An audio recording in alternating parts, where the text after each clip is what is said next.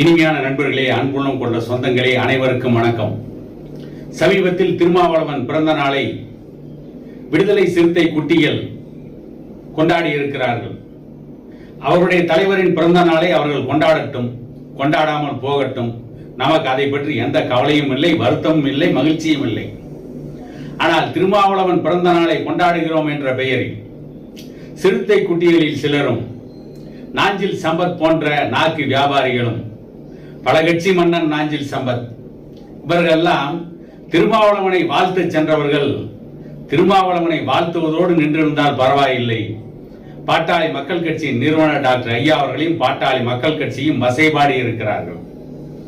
இவர்களுக்கெல்லாம் பாட்டாளி மக்கள் கட்சி வசைபாடுவதற்கு தகுதி, யோகியதை இருக்கிறதா என்பதை பற்றி தான் இந்த காணொலியில் சற்று விரிவாக காண இருக்கிறோம்.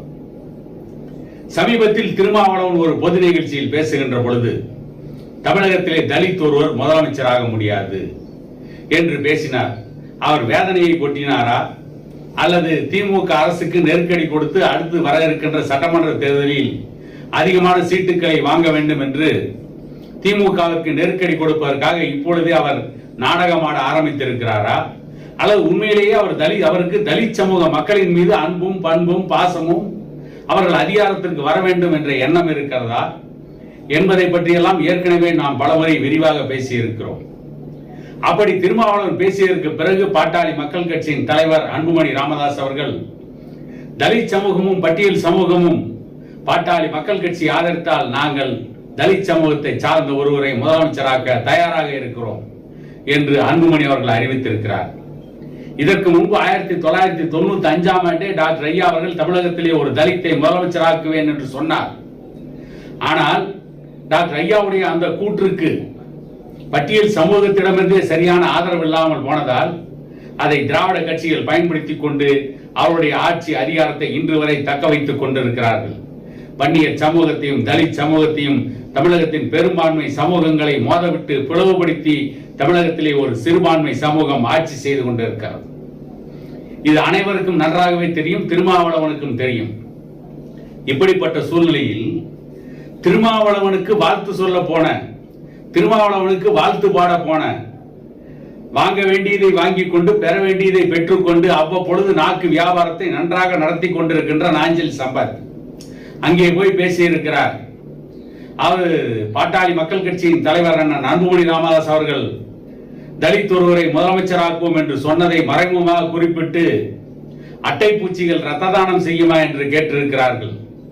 அட்டை பூச்சிகள் ரத்த தானம் செய்யாது என்கின்ற உண்மை கூட தெரியாமையா இவ்வளவு நாள் நாஞ்சில் சம்பத் போன்ற நாக்கு வியாபாரிகள் நாக்கு வியாபாரத்தை தமிழகத்திலே திறம்பட நடத்தி கொண்டிருக்கிறார்கள்?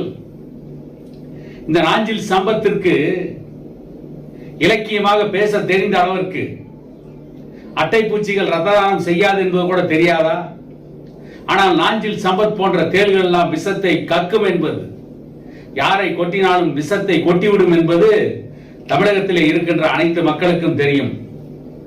ஒரு காலத்தில் திமுகவில் இருந்தார், மதிமுக பிரிந்த பொழுது அங்கே சென்றவர் அன்றைக்கு ஸ்டாலினை பார்த்து, இன்றைக்கு தமிழகத்தின் முதலமைச்சராக இருக்கின்ற ஸ்டாலினை பார்த்து, கல்லுக்கு சேலை கட்டி விட்டால் கூட கற்பழிக்க துடிக்கின்ற காம கொடூரன் என்று பேசினார்.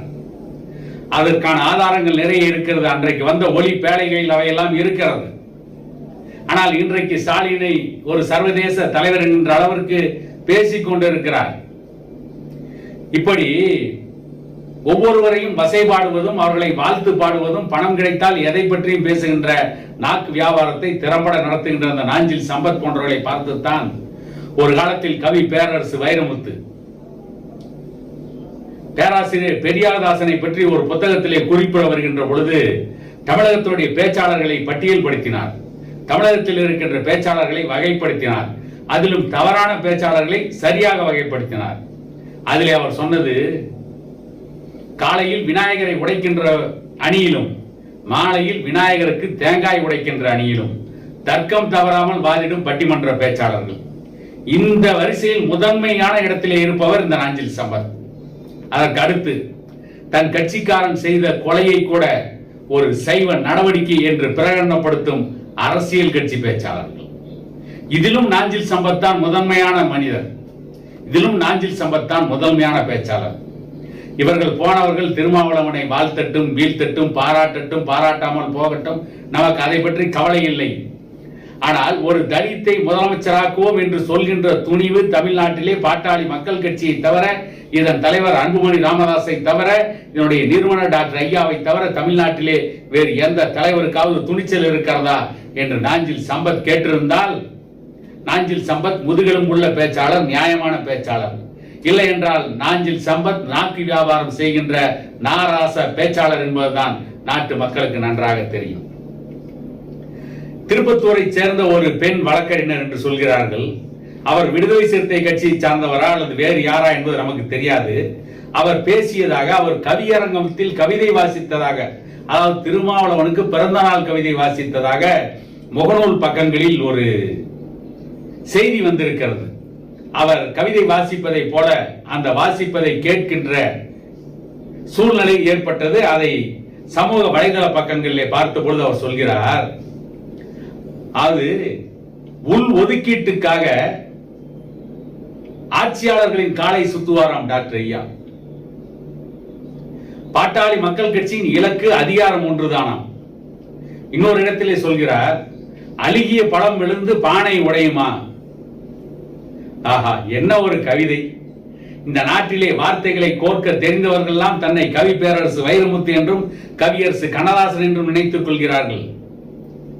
இந்த நாட்டிலே ஏதோ ஒரு கவியரங்கில் ஒரு 4 வார்த்தைகளை கோர்த்து ஒரு 4 லைன் 4 வரிகள் எழுதிவிட்டால் அவர்கள் தமிழ்நாட்டிலே தன்னை கவிஞர்கள் என்று சொல்லிக் கொள்கிறார்கள். அவர்கள் எல்லாம் பண்டைய கால சங்ககால புலவர்களைப் போல இன்றைக்கு தன்னை கற்பனை செய்து கொள்கிறார்கள். அப்படிப்பட்டவர்கள் வரிசையிலே தான் இந்த பெண்மணியும். அரசியல் கட்சியின் காலை நாங்கள் சுற்றவில்லை, பாட்டாளி மக்கள் கட்சியிடம் கூட்டணி வைத்துக் கொண்டால் தான் தமிழகத்திலே ஆட்சி அதிகாரத்தை கைப்பற்ற முடியும் என்று நினைத்த சில அரசியல் கட்சிகள் தைலாபுரம் தோட்டத்தை சுத்தி வந்திருக்கிறது. பாட்டாளி மக்கள் கட்சியுடைய இலக்கே இடஒதுக்கீடு தான், சமூக நீதிதான். இவர்கள் அம்பேத்கரையும் பேசுகின்ற திருமாவளவனை வைத்துக் கொண்டு, பெரியாரையும் பேசுகின்ற திருமாவளவனை வைத்துக் கொண்டு சமூக நீதிக்கு எதிராக அந்த பெண் பேசுகிறார். இவர்கள் உள் ஒதுக்கீட்டுக்காக காலை சுத்துவார்கள் என்று பேசுகிறார். உள் ஒதுக்கீட்டுக்காக தானே சுத்தினோம்? பதவிகளுக்காக காலை சுத்தினோமா? பதவிக்காக காலிலே விழுந்தாமா? இல்லையே. பாட்டாளி மக்கள் கட்சி உள் ஒதுக்கீடு வேண்டும் என்று காலை சுற்றவில்லை. அவர்களுக்கு எதிரான கடும் போராட்டங்களை நடத்தி இருக்கிறோம், பல உயிர்களை பலி கொடுத்திருக்கிறோம். அந்த வரலாறு தெரியாமல் இந்த பெண்மதி ஏதோ உளறி கொட்டி கொண்டிருக்கிறார்கள். பாட்டாளி மக்கள் கட்சியுடைய செயல்பாடுகளை காட்டு பச்சோந்திகள் நாணப்படுமா? எப்படி? பச்சோந்திகளுக்கு கூட அச்சம், மடம், நாணம், பயிர்ப்பு என்று ஒன்று இருக்கிறதா? பச்சோந்திகள் தன்னை காப்பாற்றிக் கொள்ள அந்தந்த இடத்திற்கு நிறம் மாறுகின்ற ஒரு விலங்கினம். அதனுடைய இயல்பே அதுதான்.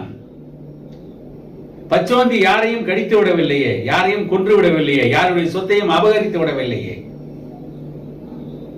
அப்படி இருக்கின்ற பொழுது பச்சோந்திக்கு நிகராக எப்படி பாட்டாளி மக்கள் கட்சி இவர்கள் கூறலாம்? பாட்டாளி மக்கள் கட்சி என்ன யாருடைய சொத்தையாவது அபகரித்திருக்கிறோமா? அல்லது எங்காவது குற்ற நடவடிக்கையில் ஈடுபட்டு இருக்கிறோமா? சமூக நீதிக்காக போராடி இருக்கிறோம். இன்னொன்றை சொல்லி இருக்கிறார், அழுகிய பழம் விழுந்து பானை உடையாது, அழுகிய பழம் விழுந்தாலும் பானை உடையும். அழுகிய பழம் பலாப்பழமாக இருந்து வேகமாக விழுந்தால் பானை உடையும். அழுகிய பழம் மாம்பழமாக இருந்து பானை மேல் விழுந்தாலும் பானை உடையும். காரணம், அதன் உள்ளே இருக்கின்ற கொட்டை வீரியம் மிகுந்தது, அந்த கொட்டை வலிமையானது. அந்த கொட்டை விழுந்தால் பானை உடையும். இது கூட தெரியாமல் அந்த பெண்மணி கவிதை வாசிக்க வந்து விட்டார். ஏதோ அவர்களே கைதட்டலை பெற வேண்டும் என்பதற்காக பல்வேறு வார்த்தைகளை கோர்த்து கவிதை என்று சொல்லிவிட்டால் இவர்கள் எல்லாம் கவிஞர்களா? இப்படிப்பட்ட கேவலமானவர்கள் எல்லாம் பாட்டாளி மக்கள் கட்சி வசைபாளர்களுக்கு இவர்கள் என்ன தகுதி இருக்கிறது? என்றைக்காவது தலித் சமூகத்தை சார்ந்த ஒருவரை முதலமைச்சராக்குவோம், அதற்காக ஒரு கூட்டணி அமைப்போம், தலித் சமூகத்தை சார்ந்தவர்களை ஒன்று திரட்டுவோம், அல்லது தலித் சமூகத்தோடு இணைந்து தலித் சமூகத்தை சார்ந்த ஒருவரை முதலமைச்சராக்குவதற்கு யாரெல்லாம் தயாராக இருக்கிறார்களோ அவர்களோடெல்லாம் கூட்டணி வைத்து தேர்தலை சந்திப்போம் என்றாவது திருமாவளவன் சிந்தித்திருக்கிறாரா? அதற்காக செயலாற்றி இருக்கிறாரா? இல்லை.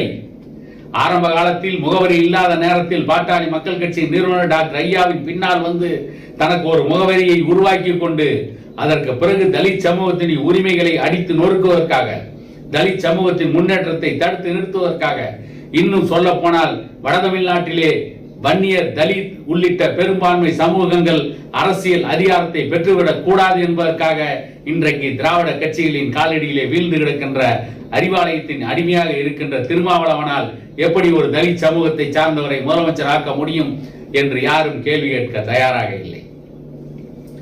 இப்படி கேள்வி கேட்க தயாராக இல்லாத இவர்கள் எல்லாம் பாட்டாளி மக்கள் கட்சியை பார்த்து வசைபாடுவது எப்படி இருக்கிறது என்று சொன்னால், அது உயரத்திலே இருக்கின்ற சூரியனை பார்த்து நாய்கள் குறைப்பதை போல இருக்கிறது. சூரியனை பார்த்து நாய்கள் குறைத்தால் யாருக்கு லாபம், யாருக்கு நட்டம் என்பதையும் தமிழக மக்கள் சிந்தித்துக் கொண்டுதான் இருக்கிறார்கள். இவர்கள் எல்லாம் ஏதோ பேச வேண்டும் என்பதற்காக அல்லது இன்றைக்கு ஆளுகின்ற திமுக கட்சிக்கு ஆதரவாக தொடர்ந்து திமுகவை ஆதரிக்க வேண்டும், அதன் மூலம் அவர்கள் மட்டுமே ஆதாயம் அடைய வேண்டும் என்பதற்காக இன்றைக்கு திருமாவளவனுடைய பிறந்த நாள் விழாவில், திருமாவளவனுடைய பிறந்த நாளில் அவரை வாழ்த்துவதற்கு பதிலாக பாட்டாளி மக்கள் கட்சி வசைபாடி இருக்கிறார்கள். இவர்கள் பாடிய வசையில் ஏதாவது உண்மை உண்டா? இவர்கள் பாட்டாளி மக்கள் கட்சியின் மீது வைத்த குற்றச்சாட்டில் ஏதாவது உண்மை இருக்கிறதா? அதை இவர்கள் யாராவது நிரூபிக்க முடியுமா? இந்த தமிழ்நாட்டிலே வன்னியர் சமூகம் இருக்கின்ற வட மாவட்டங்கள் மட்டும்தான் ஜாதி பிரச்சனை இருக்கிறதா? இதை விட அதிகமாக தென் மாவட்டங்களிலே இருக்கிறது. இந்த பேசிய பெண்மணி கூட பாட்டாளி மக்கள் கட்சியின் நிறுவனர் டாக்டர் ஐயா அவர்களை ஜாதி வெறியர் என்று பேசியிருக்கிறார். நான் கேட்கிறேன், திருமாவளவன் கூட்டி இருக்கின்ற எந்த கூட்டங்களாவது தலித் சமூகத்தை தவிர மற்ற சமூகத்தை சார்ந்தவர்கள் அதிகமாக கூடியிருக்கிறார்களா? அங்கே கூடியவர்களில் 95% பேர் தலித் சமூகத்தை சார்ந்தவர்கள் மட்டும்தான்.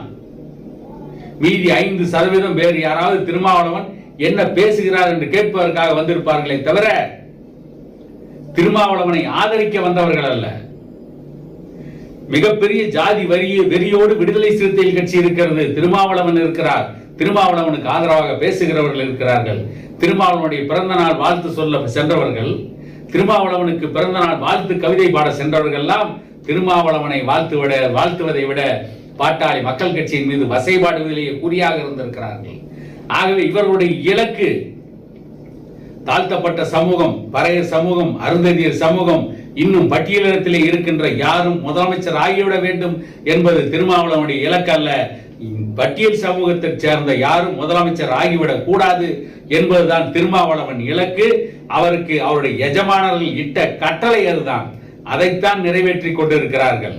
அதை மறைப்பதற்காக, பிரச்சனை திசை திருப்புவதற்காக பாட்டாளி மக்கள் கட்சியின் மீது வசைபாடி கொண்டிருக்கிறார்களே தவிர இவர்கள் கொள்கை இல்லாத கூட்டம், இவர்கள் லட்சியம் இல்லாத கூடாரம், இவர்கள் பதவிக்காக எந்த கொள்கையும் விற்க தயங்காத கூட்டம்.